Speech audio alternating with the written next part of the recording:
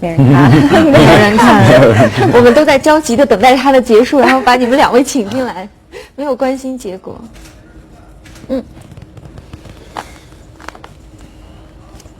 好，欢迎各位新浪网友，这里是新浪直播间，我是主持人赵宁。徐静蕾导演的第6部电影作品《有一个地方只有我们知道》，自今年的春夏之初跟大家宣布了开机消息之后啊，在微博上真的是一直为网友所关注。而明天呢，这部电影的主题曲将会迎来发布会，跟大家呢算是一次正式的亮相了。今天我们也很有幸能够将导演徐静蕾和剧中的主演以及主题曲的演唱者吴亦凡共同请到新浪，我们来欢迎2位嘉宾。先欢迎一下徐导跟我们的新浪网友打个招呼。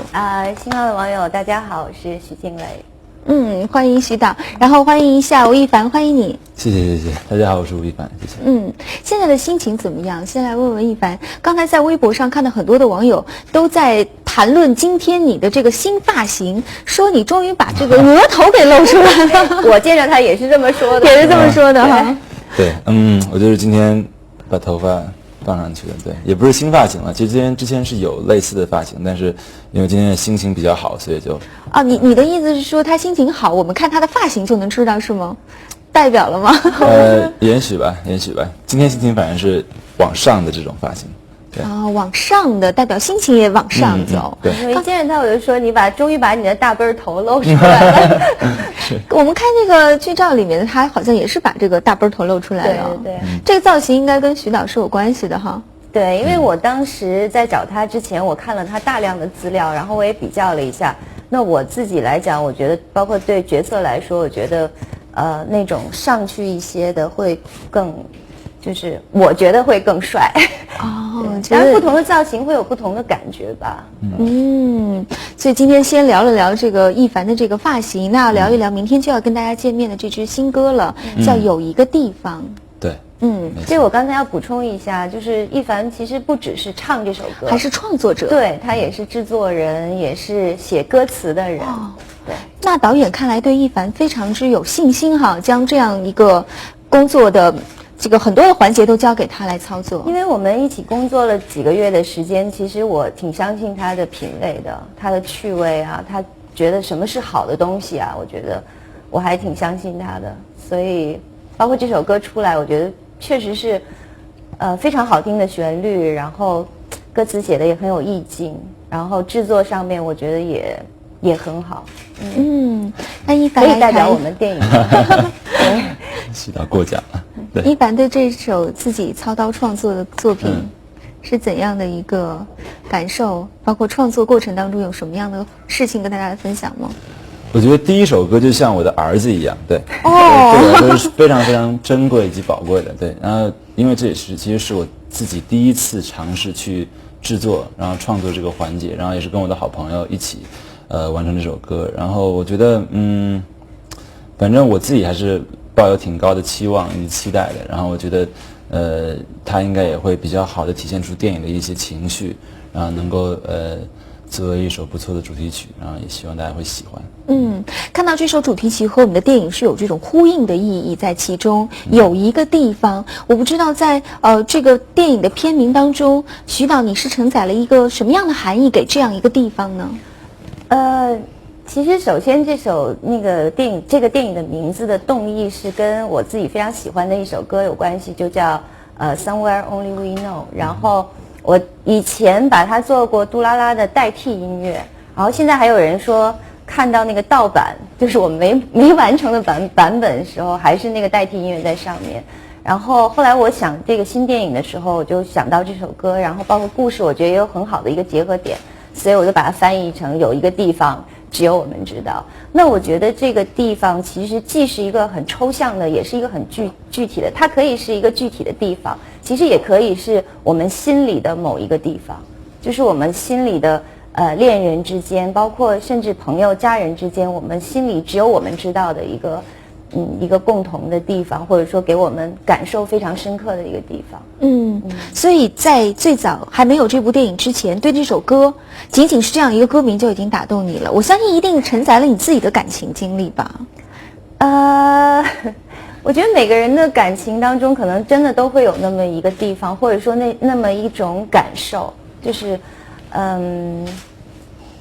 对，当然，因为我当时放那个代替音乐在杜拉拉那个许愿树的那个下面，我当时就很喜欢这首歌，所以可能作为一种延续吧，因为我觉得每一个导演拍一个新的片子，可能都有自己的过去的故事，也有自己现在的故事，所以我觉得他很打动我。首先，我觉得要打动自己，才能打动别人。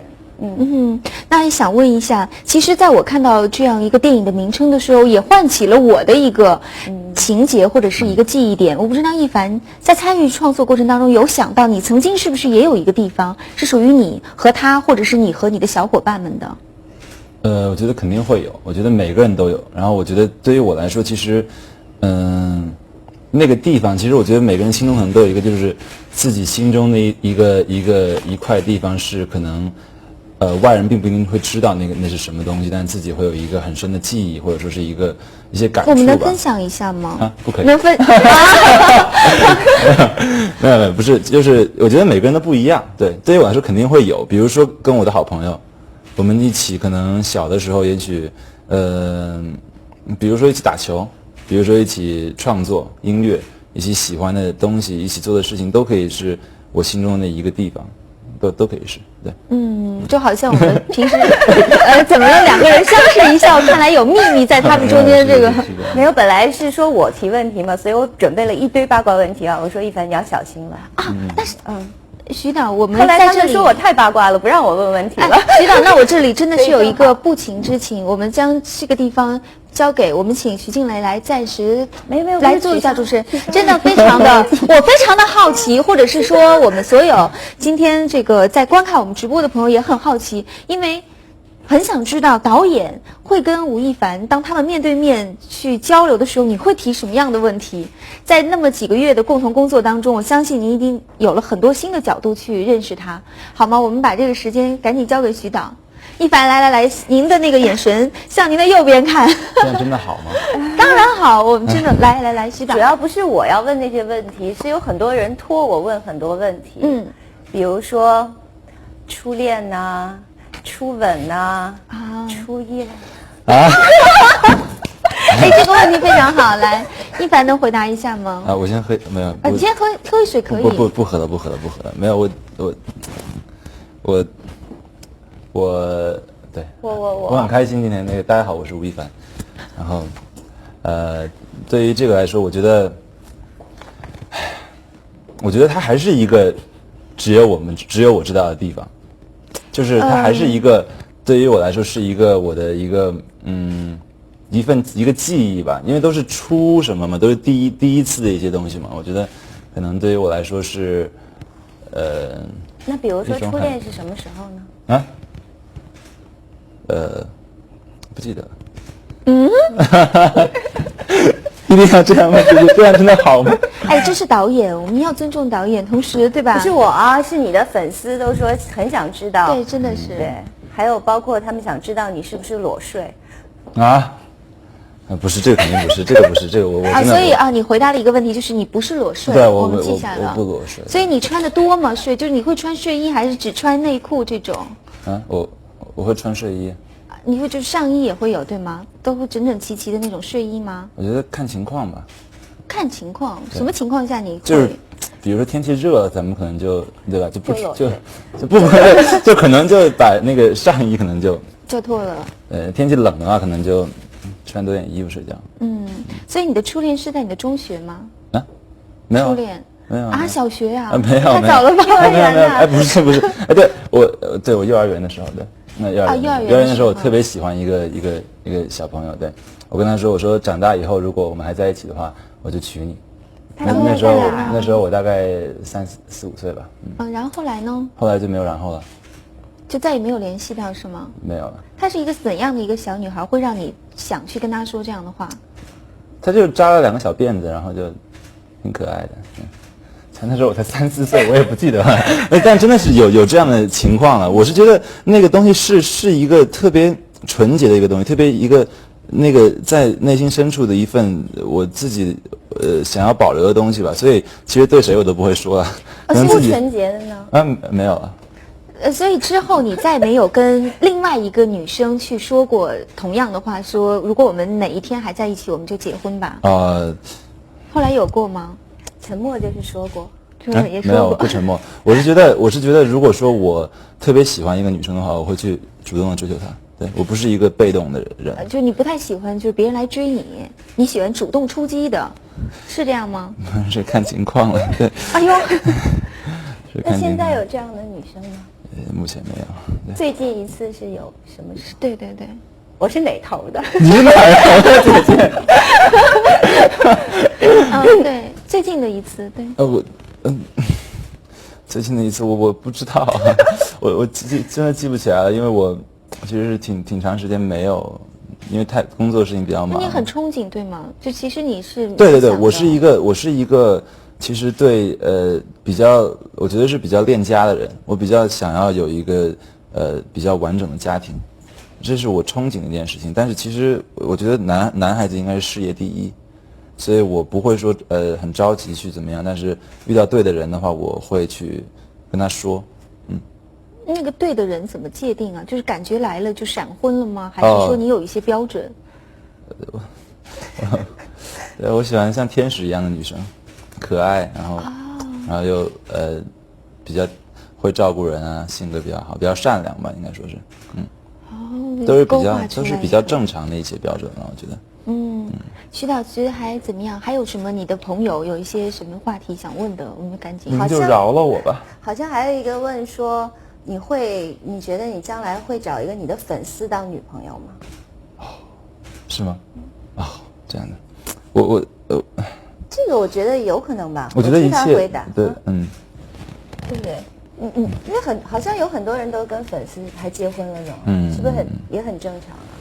对，我觉得一切皆有可能吧。对，主要是看到是不是对的人，是吧？对，好，回答的好。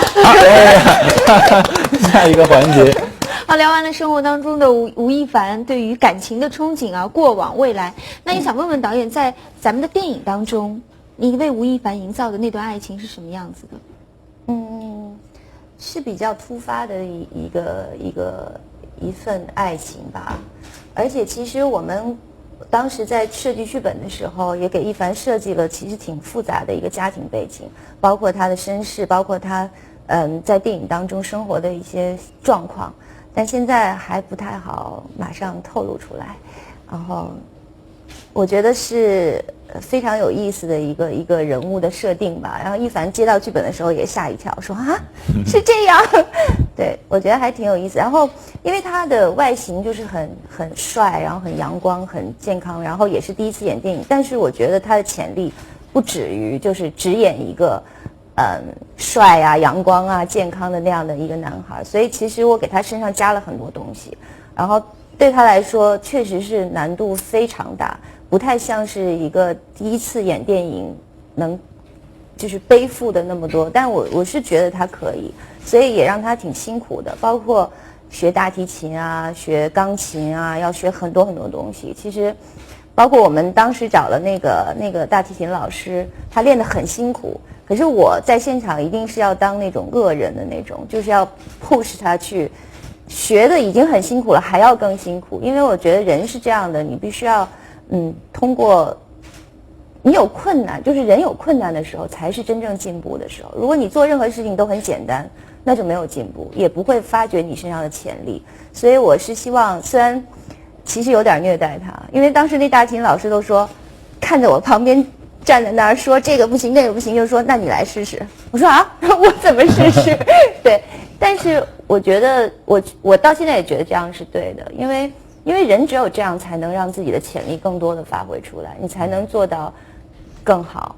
对，所以反正是很有意思的一个过程，因为我本身也是第一次我自己导的电影没有主演，那把更多的心思的其实都是放在他们身上。对，包括当时会上一些台词课呀，然后那个时候布拉格的一个大楼里经常传来吴亦凡同学朗朗的读书声，全楼的人都能听得见，一会儿是古诗词，一会儿是毛主席诗词，因为我当时觉得应该让他念一些比较豪放的那种东西，就是不仅是念一些像《背影》这种朱自清的那种散文，也要念一些很豪放的那种，让他整个人放开来、舒展开来。对，其实是现在回想起来是一段其实挺有意思，包括他们在试戏。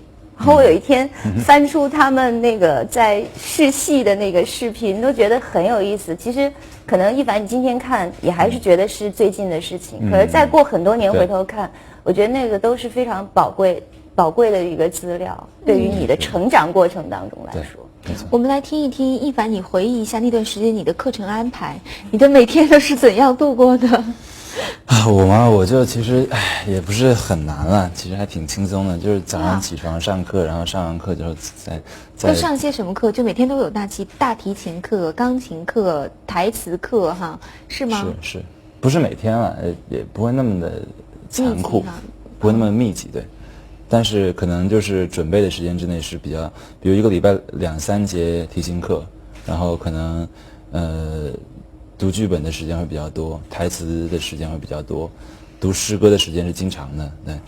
然后就主要还是，但我觉得挺好的，我很开心。你当时有觉得哪一门课对你来说有点吃力，或者是都挺吃力的，对都不是因为其实学那个大提琴是真的很难啊。大提琴是真的是让我练到有点崩溃，手抽筋了，哎呀，这抽筋了，因为它一直要动，然后一直要怎么样拉，然后可能就是那个是需要时间去磨练的，它不是一个能够立刻学会的东西，所以那个其实是花些功夫。那刚才徐导说他特别让你去读一些有豪放情怀的一些这样的古诗词，你觉得对你来说是真的会就是整个性格或者是某些方面发生了改变吗？通过这样的训练？会啊，我变了现在的吴亦凡，对。你能跟我们更形象一点去表达这种改变吗？其实就是我觉得，徐导就姐姐给我的一些那个一些读的东西，其实都是一些比较，我觉得可能就是比较豪放一些的，比较适合男生去读的一些东西。但是我可能没有说读过，没有说学过这些东西。有些因为我可能在国外有段时间，所以没有学过。其实觉得对我来说是很大帮助的，对。然后我觉得挺好的。我也愿意去读它，是因为在这部电影作品当中，刚才徐导说了，他自己并没有像以往的作品去担纲主演，更多的这个精力培养了一些年轻的演员们，而且这些年轻演员也基本上都是他的大荧幕的处女作品，所以那个时候，就是这样一群这个俊男靓女们，然后在这样一个浓郁的学习氛围当中，徐导可是还是会有一些朋友觉得您似乎很大胆哈，启用了这些新人，然后给他们密集上课。对因为我一向有一种盲目的自信，就觉得什么都不是问题，就只要努力，什么都不是问题。这是我不知道，可能是从小我爸爸灌输给我，就是世上无难事，只怕有心人。所以在开始的时候，其实是有很多人提反对意见，包括全部用新人来主演，都会觉得到底行不行？可是我当时就是觉得，为什么不行啊？当然，在过程当中还是会有就是挺难的时候，尤其是1-2个人在现场演戏的时候没关系，然后一堆人全上去的时候，我真的也有点傻，就是也会有一点顾不上。但我觉得他们都很争气，就是很聪明也很努力，就是像亦凡真的是很努力，张超也非常的努力，就是因为我觉得是这样啊，就是说其实尽力了就够了，结果怎么样，有的时候是跟能力、天赋或者是天时地利人和很多东西都有关系的。那我觉得他们都尽力了，包括我自己，我觉得我也尽力了。那目前看来呢，其实效果还是挺好的。当然了，你永远都可以更好，那就下部戏再更好。那这次刚才您点评了剧中2位男主角哈，那另外2位女生呢，你怎么去挑选他们来？其实我这次选的所有的人，我觉得都是我唯一的有一个标准，就是我觉得希望他们都是特别干干净净，就是不是很脂粉气的那种感觉。包括我见到王丽坤、见到热依扎，其实都是这种感觉，我觉得很干净、很清新。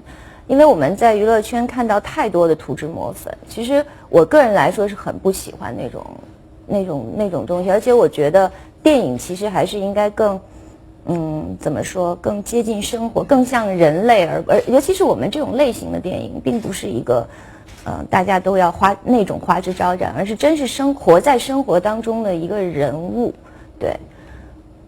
对，所以对2个女演员的看法，你应该问一凡。一凡，来跟我们来分享一下你跟这2位女演员合作的感受呢？很好，特别好，具体的说，太棒了。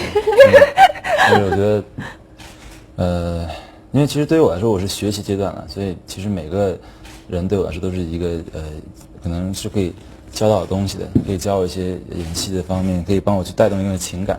所以我觉得，因为我跟王丽坤的对手戏比较多，所以其实他是在情绪上是给到我很多的帮助的，可以让我去更加容易去投入这个角色。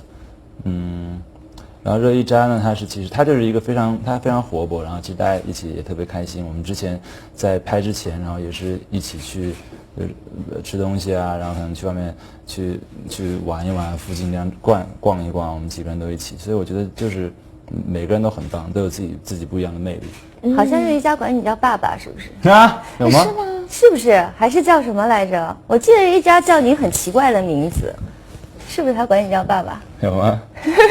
是因为我老了吗？是因为我像爸爸吗？是有这样的称呼吗？他好像是，因为我们都叫他吴成熟嘛。对，因为我确实是，因为他老说他自己特别成熟，然后我们说好吧，那就叫吴成熟好了。对。那你们在片场叫徐导叫什么？我叫徐导，叫姐姐。叫姐姐。我叫姐姐，对，我是，应该叫导演，对不起。没有姐姐啊，对对，是。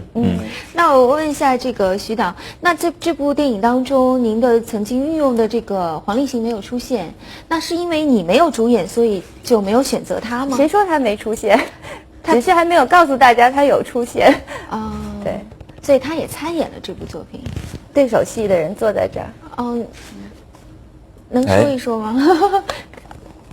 对啊，就说话要小心哈，特别的棒，然后真的是，你看你这个，然后说细节啊，演戏都可以教到我很多东西，我可以学习的榜样。比如说呢？就是因为这次又不一样，我们是男演员嘛，所以其实跟女演员可能又不大一样，因为男人跟男人之间的东西其实是更加去能够有共鸣的，我觉得是，所以他当时也是。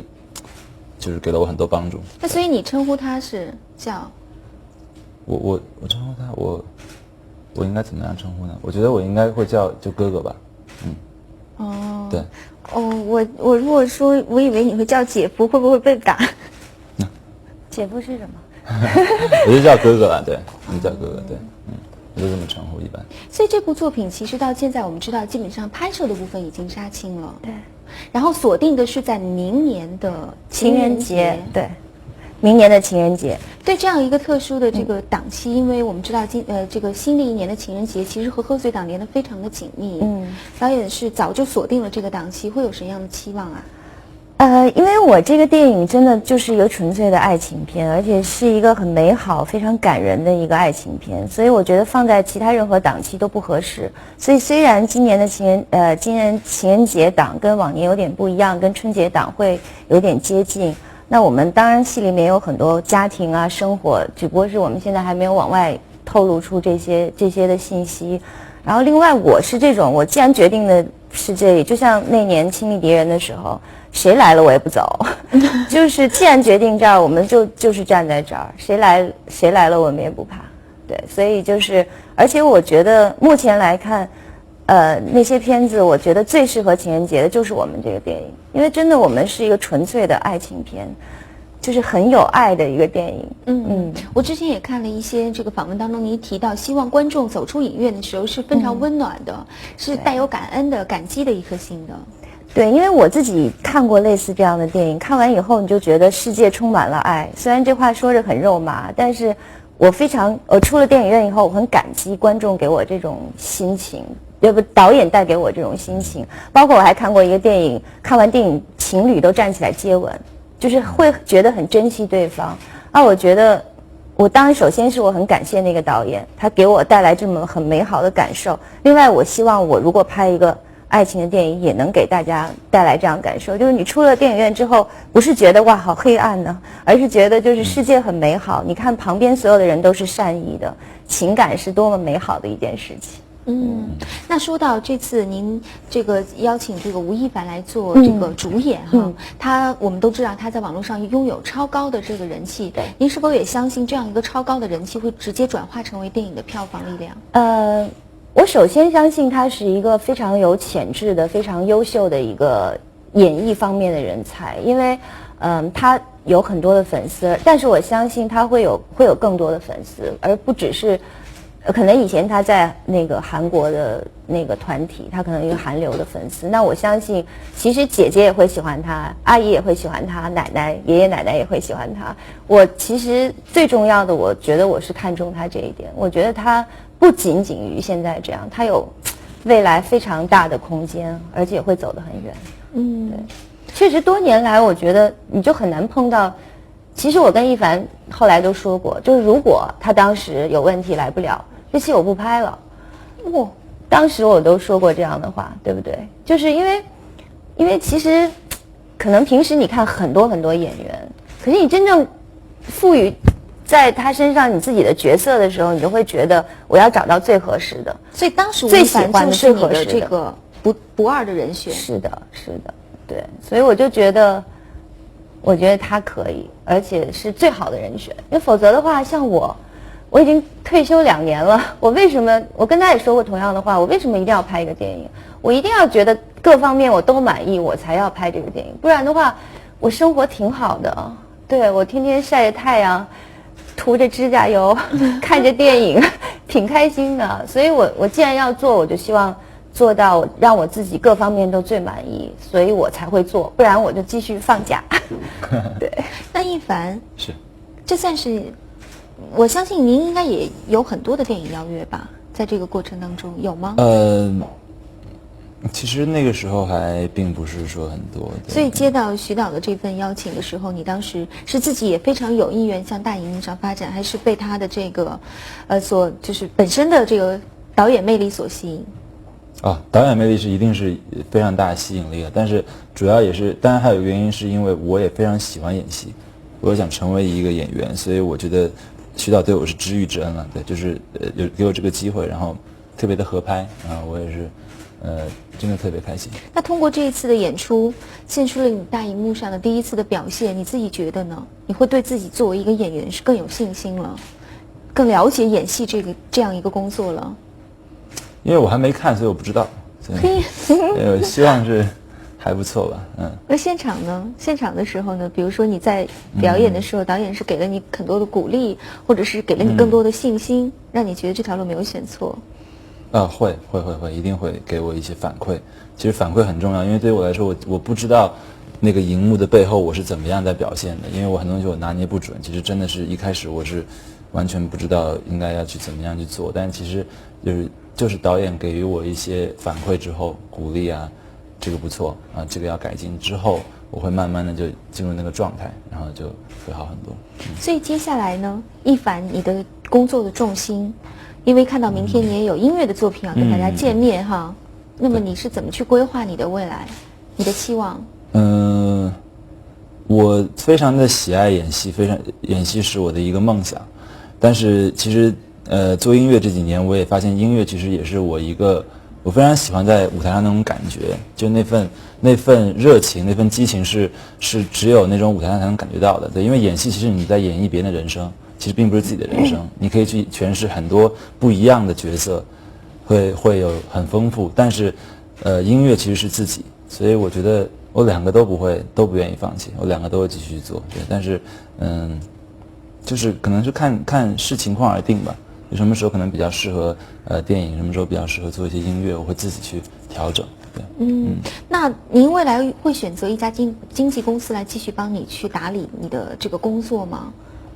现在还不知道。对，就是你内心会是，比如说是排斥，还是说你还是接纳的？你觉得看吧。对。会请徐导帮你来出主意吗？在这方面，看来是有请教过。这个我觉得他还刚开始嘛，我觉得好多事情可能要慢慢看，如果有特别好的再说嘛，对吧？对。那徐导，就你对亦凡的了解，你其实你觉得他未来应该是一个什么样的一个走向？刚刚你也提到，你希望他的这个演艺的道路会越走越宽哈。我觉得是这样哈，就是因为我们看是从另外一个角度看，我觉得他很有前途，然后大有前途。可是我觉得一凡这点其实挺好的，就是，他还是比较追随自己心里想的东西，而不是说名利对他来说不是最重要的。什么是自己最喜欢的东西，最想做的事情？我觉得这个是最重要的。这也是我很喜欢他这样的性格的一个原因，就是，因为别人无论在说你将来怎么样或者怎么样，怎么样，其实最重要的还是你自己爱做什么。像有时候我们已经经历过很多自己有时候不喜欢做，但是为了种种什么原因，也许这样会更出名，也许这样会更怎么样啊？我觉得人会越来越累，因为演艺圈我们也看到很多这样的例子，所以其实我很欣赏他这一点，就是他还是说我想要做什么，我最喜欢做什么。包括他刚才回答说他是唱歌还是做音乐，其实都是就是看吧，我可能更喜欢哪件事情，今天喜欢这个，那我们就去做，并不是说还是自己的爱好是第一重要。我觉得这样人会比较快乐。别人的期望其实就像家长有时候对孩子那种期望，有时候反而是一种压力，所以开心就好。对，这种随性的个性是跟徐导非常合拍的，感觉你也是一直这样潇洒活着的。对，我觉得人就是无论别人怎么说，其实自己的快乐是最重要的，是无可替代的。对，可是作为一个生活在这样一个工作环境当中的艺人也好，或者是一个工作者也好，你是不可避免的会被媒体或者是被一些普通人去拿来去比较、去评价。那我不知道像一凡，那比如说现在会有一些媒体或者是一些人去拿你和鹿晗继续去比较，你会内心是一个怎样的一个态度呢？我觉得大家都有自己的魅力跟特点，对，这完全是看大家的选择。你们还有联系吗？我们吗？这个我就不方便透露，对。说到明天这个 MV 跟大家见面呢，我们在这里也有一个video，可以跟大家来没有了不好意思，那可能要到现场，可能看到会有一些朋友给你的一些祝福。那在这里，今天我们提前呢也在微博上征集了很多喜爱吴亦凡的粉丝的一些提问，我们来看一下那个题在这儿呢，嗨，挑着，请那个亦凡，你可以随便挑几个来回答一下好吗？挑了一个长得最胖最圆的，来看看这个粉丝会有什么样的问题。我自己看吗？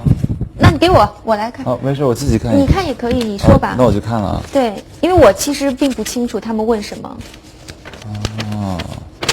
你方便先把问题读一下吗？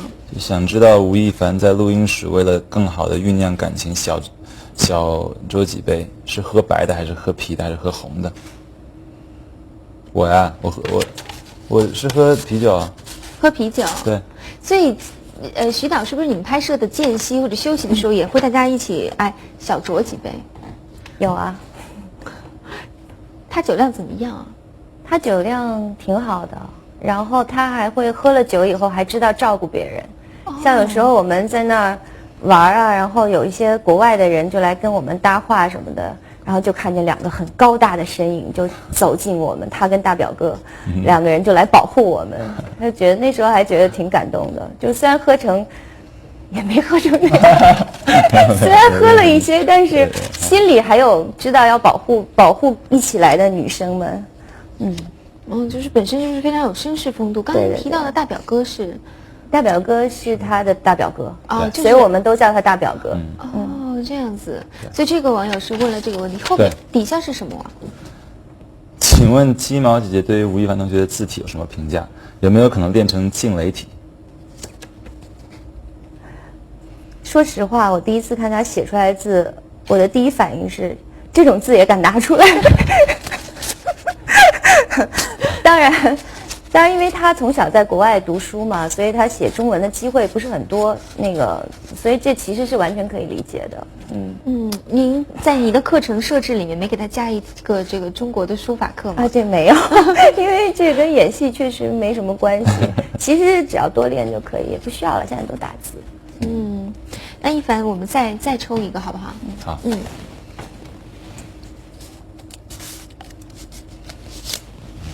还是你们读吧。好，我来。好的，同样是哦，这个是凡凡讲一下初恋是怎么样的啊？我不是讲过了吗？对。所以不知道你刚才的回答，这位网友有没有听到哈？是不是满意？我们再回顾一下，吴亦凡的初恋在幼儿园发生，然后对着一个扎着2个羊角辫的女孩子表白，然后当时那个女孩反应怎样？她同意了吗？哦，我没有跟他表白。就你有跟她说，如果某一天就是长大我们还在一起，我们就要结婚。对，她当时同意了吗？他好像同意了。那还是成功的嘛。哎，这个又是给鸡毛姐的，说对于刚刚参加工作的女生有什么好的建议？对于择偶又有什么好看法？又有什么看法呢？异地恋好吗？哦，这个还有这个，我们看到这都有微博网友的这个名字，这是好几个问题啊。对，刚参加工作就是想想，就像刚才说的，想想自己最喜欢的是什么，人最幸福的是。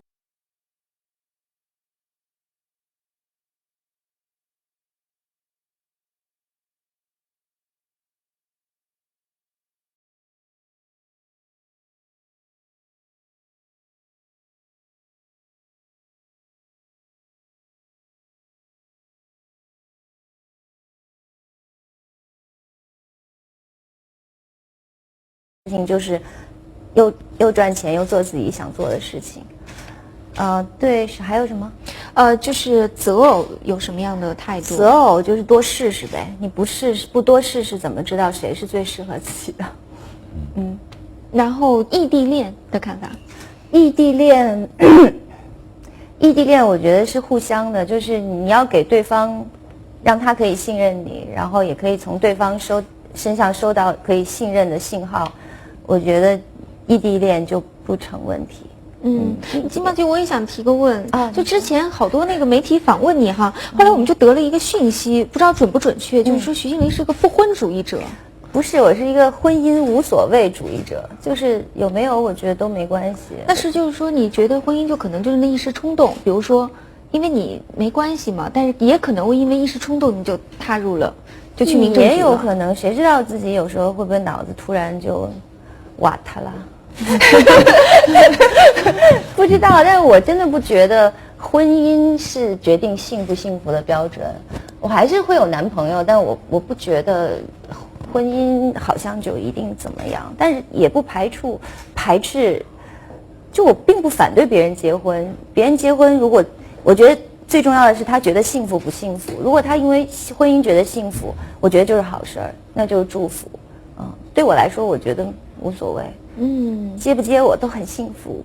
是因为有爱存在，其实是最重要的。没错。我想我记错了，对，你不是不婚主义者，你是不生孩子的那个主义者。那也不是也错了，不是，你也不是，因为对我现在只是觉得我还不能够对自己负责，更别说对孩子负责。就是我还不能对我自己的言行，有时候我也胡说八道，干一些莫名其妙的事情。然后，既然这样的话，孩子是一个我觉得是很重的一个责任吧。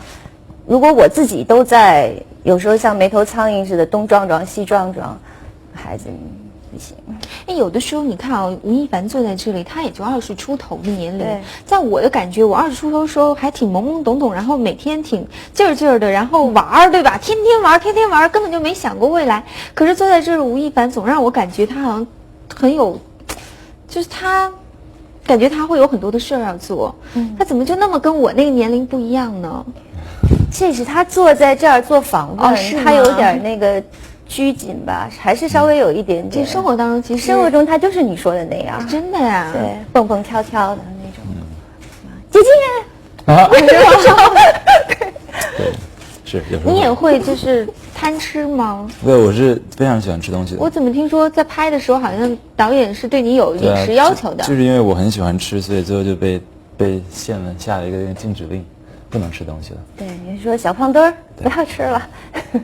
哇，你导演，我觉得你要求太高了，这还能叫小胖墩儿？那时候是有一点，刚刚进剧组的时候是有一点，因为上荧幕是比本人胖12斤，这是已经有科学依据的，所以不一定都胖在脸上吧？他脸上肯定更明显，是吧？就反正上了荧幕就是比生活中胖10到12斤，这个没办法，现在随便吃。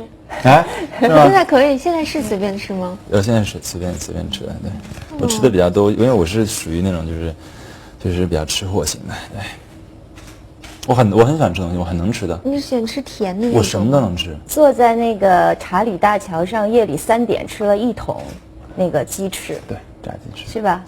是不是已经拍摄差不多了？它可以放开了呀？那是拍之前吧。拍之前，对，拍之前我们最后一次的放纵。对，那是拍之前我们去做那个叫什么 team building 嘛，啊，是吧？对。然后大家我那个印象挺深的哈。对，坐在查理大桥半夜，然后捧着1桶，坐在那个桥墩子上，对，在吃。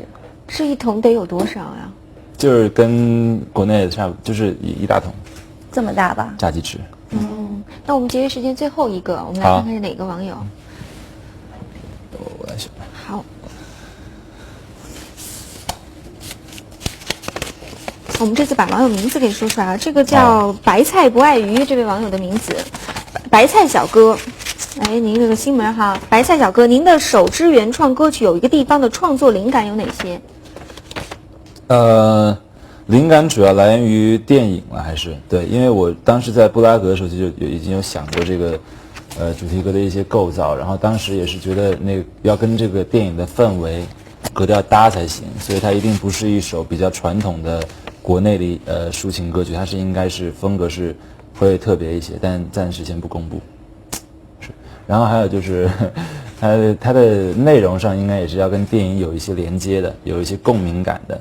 然后整个氛围的烘托是能够让别人联想到电影，想要看电影，就这样的。对，也想问一下徐导，那 MV 将会在稍后跟大家见面吗？对。那 MV 是所用的是我们的电影的部分的片段，还是重拍的？有2部分，一部分是他拍唱的部分，就是然后另外一部分是电影的那个画面，也是我们算是电影画面第一次正式露出吧。所以大家也比较重视这件事情，所以还是希望做得更好一些再拿出来。大概也最晚我觉得过不了1个星期吧。那下面这个问题来自于这些都是我给你的爱。他说：“老徐啊，你在离开大家视野2年多之后，突然这么大动作，启用新人拍了这样一部充满荷尔蒙气息的电影，是因为你2年里经历了什么事儿，让你感到特幸福吧？”我是挺幸福的呀，所以我我刚才说了，对吧？对，我是，所以刚才说了，其实我真的挺高兴的，每天玩啊，吃吃喝喝呀，谈恋爱啊，然后到处全世界去旅游啊。但是我就觉得我很想拍一个很有爱的电影，因为这也是我希望把我自己就是在通过我的朋友、我的家人身上感受到的那些东西，也能传递给观众。所以我休息2年出来，第一个想的就是要拍一个关于爱的电影，然后后面可能要再拍的话，就会拍一些我觉得我以前没拍过的，或者是好玩的那种电影。能再跟我一听这个我就晕。什么叫好玩的？你觉得？就是我自己没有尝试过的，但我会觉得非常好玩的那种电影。我已经开始在做剧本的设计了，我觉得会非常有意思。但是现在不能简单的用某一个大的题材类型去，太早了，对，能理解。那在布拉格的时候，像一凡在那边是不是也挺多粉丝的？有，而且一凡的粉丝是全世界的。一凡，我们拍戏其实有一个镜头里面就有他粉丝坐在旁边，真的，而且是各种金发碧眼的漂亮粉丝，真的很多女孩都挺漂亮的，所以当时说。那个当然不一定漂亮才能当女朋友哈，但是你们当时还让他挑来着是吗？没有，当时我们说你的粉丝怎么都挺漂亮，好多外国女孩都长得很漂亮，中国的女孩也都挺漂亮，而且都在楼下等着，然后就是很客气给剧组的人送礼物啊什么的，所以我觉得他真的不排除有可能将来会找一个粉丝做女朋友，对不对？你有跟某些粉丝有特别亲近的交往吗？现在还没有。你有现在还没有。因为大家都是对于我来说都是，因为有很多的歌迷朋友们，不可能可能有些时候不一定每个都能照顾得到，所以我是希望能够给大家都是比较一样的一些回馈。你有遇到一些比较疯狂的粉丝的行为，让你有点惊讶？你觉得就是，比如说，其实，在布拉格拍戏的时候，因为其实，挺远的嘛，毕竟要出国，要到国外去，然后可能一些国内的粉丝也许会去那边去看我，然后我觉得这些都是，就是给予我很大的支持。对，当然我觉得还是不要用太多的时间了，还是自己的事情要，就是给歌迷朋友说的话，就是他们自己也是需要过好自己的生活。对，对，支持我的作品就好了。对，是。那今天呢，两位来做客新浪，我们新浪娱乐也特别有礼物要送给他们。在这里呢，也提前的预祝徐静蕾导演的这部作品有一个地方只有我们知道，在明年的情人节档期跟大家见面，然后能够票房大卖，好吗？谢谢，我们来送上礼物，我们来请我们的新浪娱乐的美女姑娘哈。哎呦，谢谢谢谢，有我，哎，谢谢，哎，谢谢。也这里也顺祝明天过生日的吴亦凡在这里祝你生日快乐，生日快乐，谢谢，生日快乐。好。然后，在这里再次的感谢你们，谢谢。谢谢。同时感谢我们所有在收看我们直播的网友朋友们，谢谢你们。也同时感谢一鸣造型。那个，我们拿一个刀，我们在这拍张照片吧。这真的是个蛋糕，真的是个蛋糕，是我还以为是假的呢。对，这个就。这是一个意思嘛？谢谢。好。